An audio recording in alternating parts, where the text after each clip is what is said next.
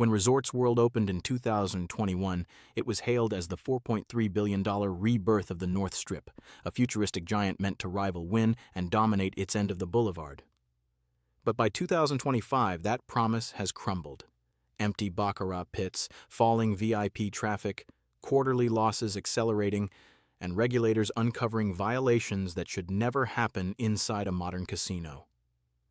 How did a project this expensive unravel so quickly? In this breakdown, we count down the 8 real reasons behind its slow collapse, from a deadly location and weak hold rates to scandals that shattered trust. Follow closely, because the final reason reveals something even Resorts World's own leadership refuses to say out loud. The slow collapse of Resorts World Las Vegas begins with a mistake so fundamental that no amount of luxury could fix it. The resort was built in the wrong place. The far end of the North Strip has always been a dead zone, a stretch with no natural foot traffic. And in 2025, the situation reached a breaking point. Foot traffic in the area fell nearly 40%. One visitor summed it up perfectly. The farther you walk north, the more it feels like Vegas is fading away. The numbers confirm what the eyes already see.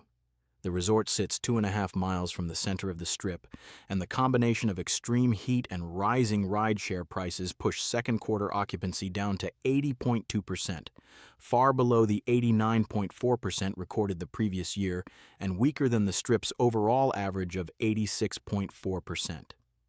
A housekeeper said anonymously, "Some days I clean an entire hallway without seeing a single guest. It feels abandoned." Without natural crowds, the resort must rely on a far riskier lifeline, high-spending VIP players. But this dependency is fundamentally flawed. 40% of the resort's gaming revenue comes from Asian high rollers and domestic whales, exactly the groups hit hardest by political tension and international travel decline. Due to new trade and border policies, visitors from Canada and Mexico have dropped between 55 and 62%, while passenger volume at Harry Reid International Airport has fallen 6.3%. A VIP staff member revealed quietly, they thought building a resort would pull in the big players, but they never expected the wealthy to see farther than they did and avoid it from the very beginning. Meanwhile, competition surrounding the resort makes the weakness impossible to ignore.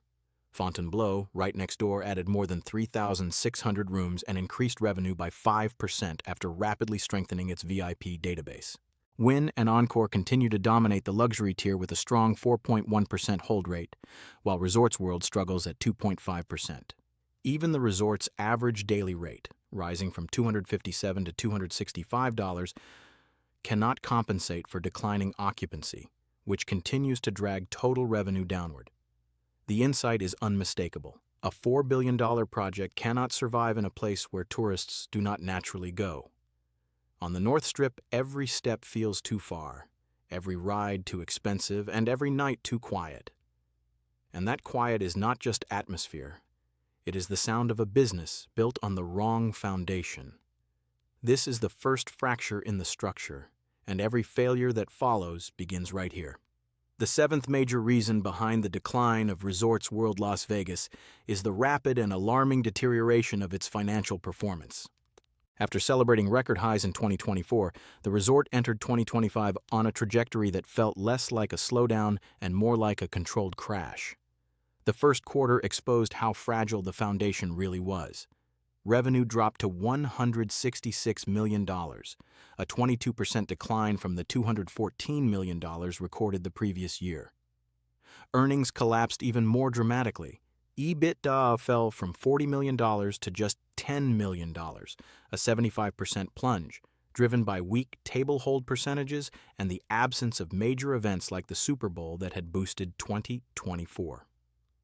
A financial insider revealed everyone expected a dip. Nobody expected numbers bad enough to trigger internal panic. The second quarter offered only a faint illusion of improvement. Revenue rose slightly to $180 million, but year over year it still represented an 18% decline. EBITDA was hit again, dropping 64% as macroeconomic uncertainty deepened, and June visitation across Las Vegas fell more than 11%. A marketing employee admitted privately, "We spent more to attract fewer guests. It felt like rolling a boulder uphill. Then came the breaking point. The third quarter delivered $175 million in revenue, nearly flat year over year, but down 3% quarter to quarter. For the first time in its history, the resort posted a $12 million EBITDA loss.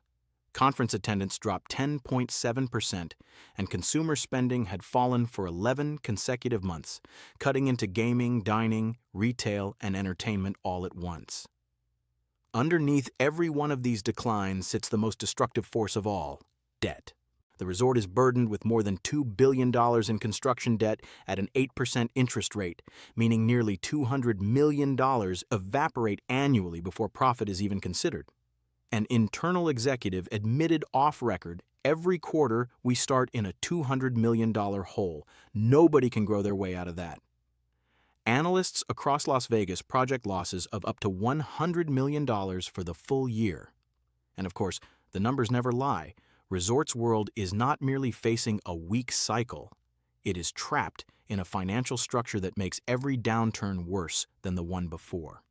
The sixth major reason behind the decline of Resorts World Las Vegas is a legal scandal so severe it shook the confidence of regulators, VIP players, and even its own employees.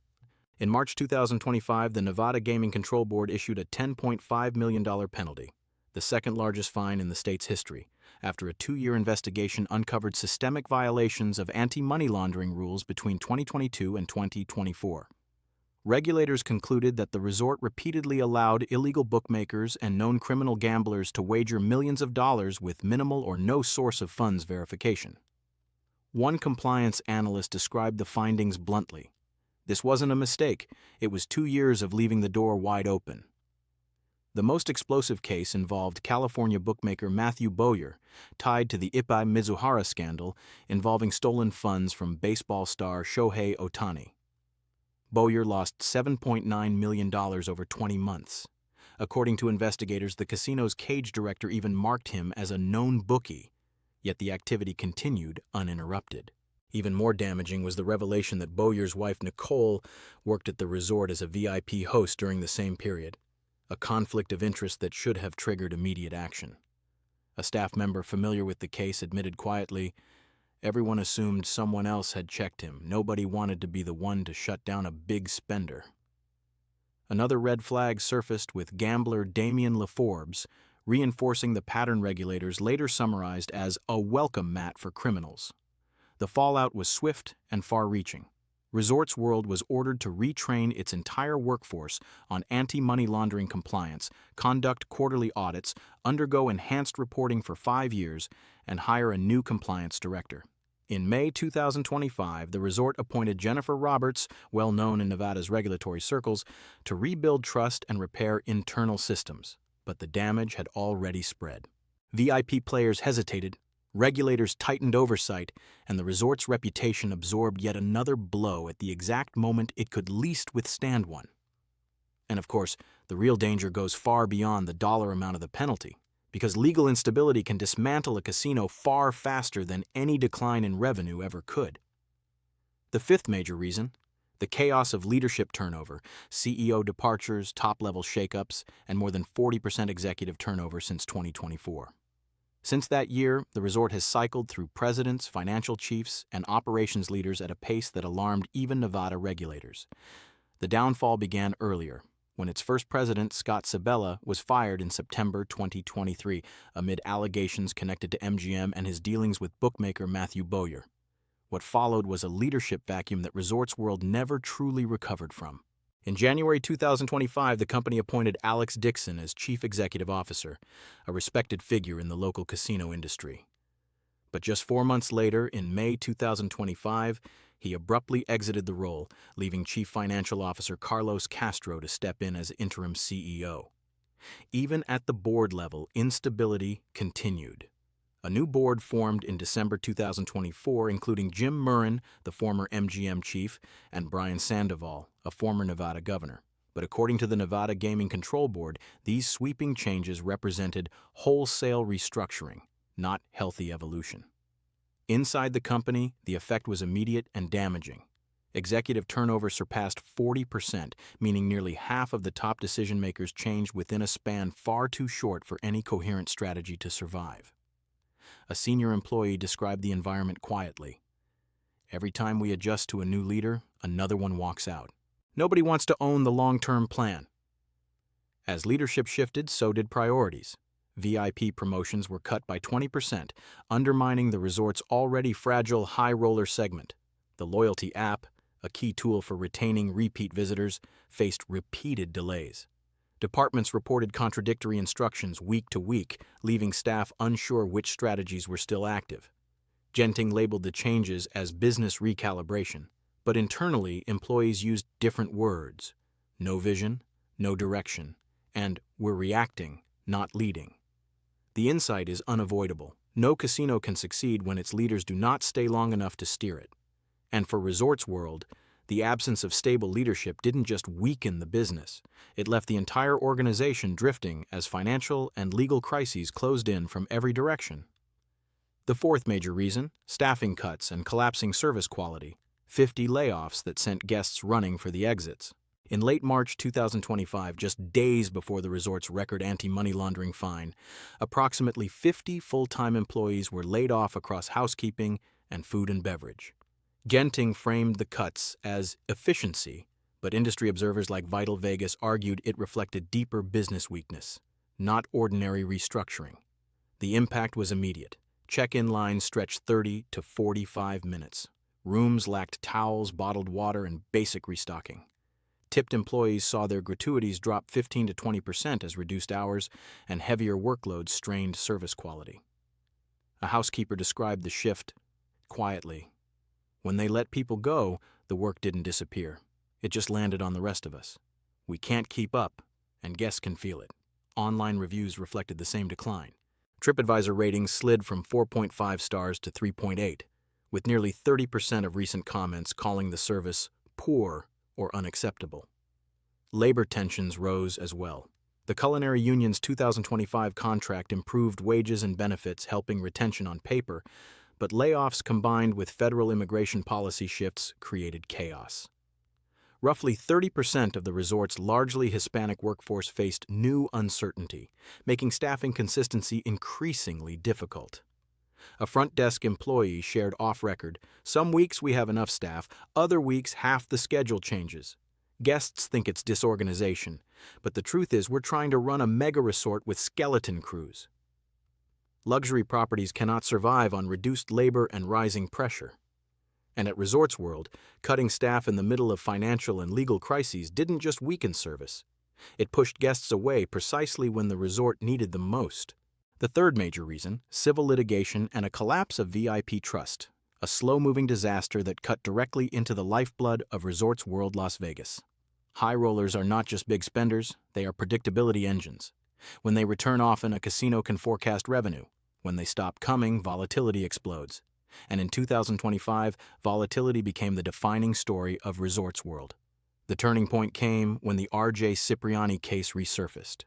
Cipriani, a well-known high roller with deep ties in the Vegas gambling community, alleged that the resort deliberately entertained criminal players and ignored his early warnings about bookmaker Matthew Bowyer.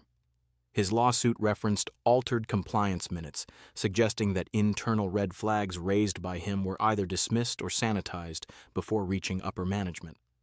A VIP host said quietly, "In this business, perception is reality. If a high roller thinks he's not safe, he doesn't argue. He leaves." And that perception spread like a brush fire. Resorts World had historically leaned heavily on its Asian gaming database, once generating nearly 40% of its total gaming revenue. But internal figures show a 25% drop in this segment as fears about being monitored traveled through private WeChat groups, line chats, and VIP whisper networks. High-value customers began choosing other casinos where the risk of being caught in a compliance scandal felt lower. That exodus showed up in the numbers instantly. Baccarat, the core game for Asian high rollers, recorded a hold of just 2.5%, the lowest on the Strip, and a painful contrast to Bellagio's 3.8%. A smaller hold means one thing: the biggest players are gone, and the ones who remain aren't betting aggressively.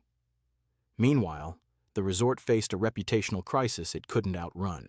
On X and TripAdvisor, the hashtag #ResortsWorldFail went viral, circulating images of empty high-limit tables and barren baccarat pits.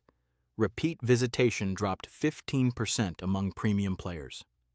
VIP boycotts, some informal, some coordinated, pushed gaming win down 4.8% in the third quarter. A longtime baccarat patron summarized the sentiment off-record. High rollers want discretion and protection. They want to feel invisible. Resorts World made them feel exposed. And once that sentiment sets in, it spreads to every corner of the VIP ecosystem, because high rollers are a herd animal. When one gets spooked, 10 follow. When VIP trust disappears, every recovery plan becomes nothing more than theory. And the revenue that once sustained the resort evaporates faster than any marketing budget can replace it. The second major reason, a beautiful property with empty hallways, 3 hotel towers, advanced technology, and premium amenities that simply could not overcome a fundamental problem. Guests weren't coming in large enough numbers. On paper, the resort is impressive. 3 distinct hotel towers, Hilton for standard travelers, Conrad for upscale guests, and Crockford's with private villas for ultra-high-end players.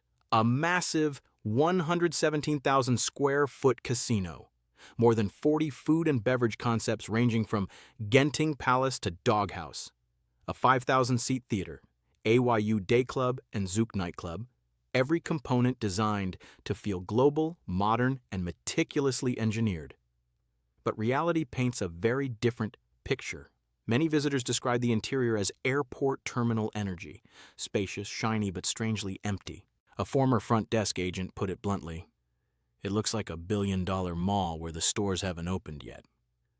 The resort's early technological advantage also evaporated quickly.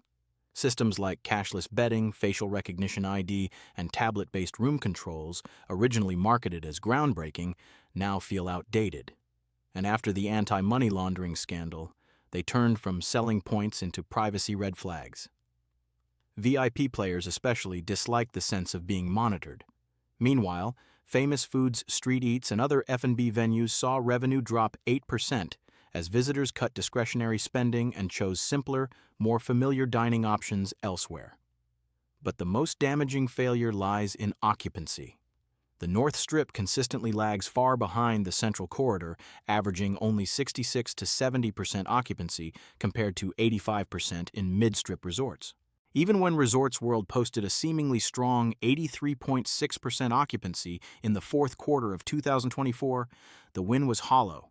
The average daily rate fell to $286, down $33 year over year. Travelers voiced the same complaint repeatedly. "It's too far and too expensive." A former marketing analyst explained it quietly. "We built luxury for people who don't want to walk this far, and the people willing to walk this far aren't looking for luxury."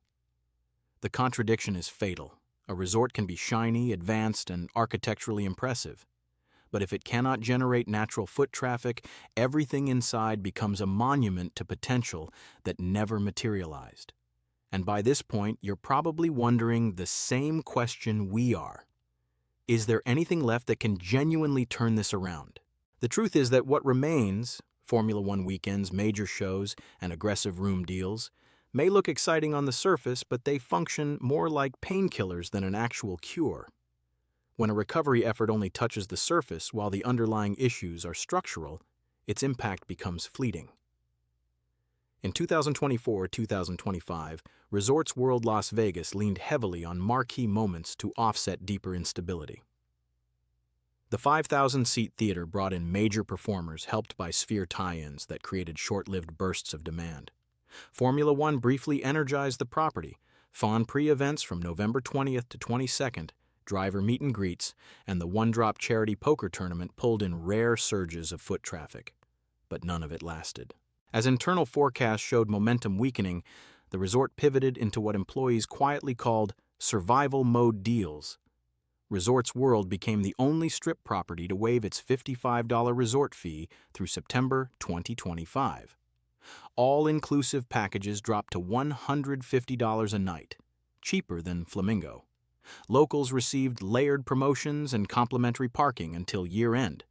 Bookings rose 10%, but revenue did not. A revenue analyst summarized it bluntly. "We can fill rooms, we just can't fill them at rates that support a $4 billion resort." Even labor gains were temporary relief. The 2025 Culinary Union contract stabilized morale, but Genting's internal projections remained bleak. Formula One ticket prices dropped 30% in 2025 and still failed to push results into the black. Some executives warned privately that without an extraordinary lift from FIFA 2026, Resorts World could follow the path of the Tropicana, which shuttered in 2024 after years of accumulated losses. One longtime employee put it plainly, "These highs give us hope, but they don't change the story." And that is the essence of this final reason. The bright moments are real, but they are only painkillers.